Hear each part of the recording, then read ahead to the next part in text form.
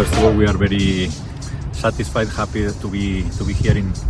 Shillong for the first time with the national team. We never thought there will be such a nice practice field and a stadium like this, but it is very nice and we hope for a good match here. Khasi Students Union kala pediang sobha ya ki delegate ki buan nabari ki beshim benta hakat International Shillong Trade Fair ke bar pulai ke barang yat benta.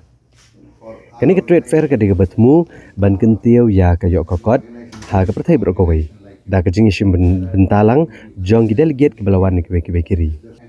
Kani ka International Shillong Trade Fair menta kalong hamaran yorang hep alam kra kala sedang naruk kesan terik uleber batkan kot ha ka arpun ru terik menta uleber.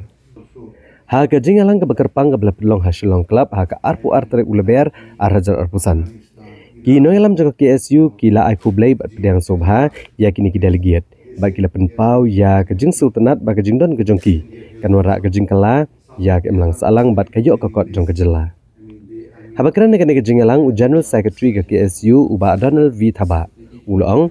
ba ha ke jokopor ni de menongi bapet ngor ba ye kejing ia ki bami na kejing rong kertap ke jing rong bean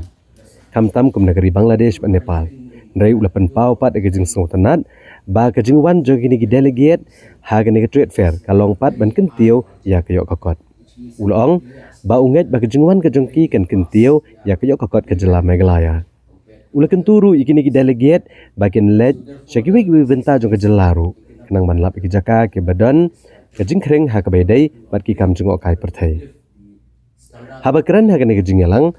u vice president jong ke Shillong Trade Fair u Rajesh Das ula penpau ke jing sngongo ke KSU na ke benta ke jing priang sngo bha ke jongka bat kene ke peniru ya ke jing buram bat ke jing kentiu ya kalariti jong ke jela lejong bat ke jong kiwei. U General Secretary jong Shillong Trade Fair Umit Das ulong ba ka KSU katrei ha ka ban penklan ya ke jimkut bor ya ke samla marul ashibun ke jingmot ha ka ba ka KSU kelaban lek na ban kentiu syo ya ke jingla jong ki samla.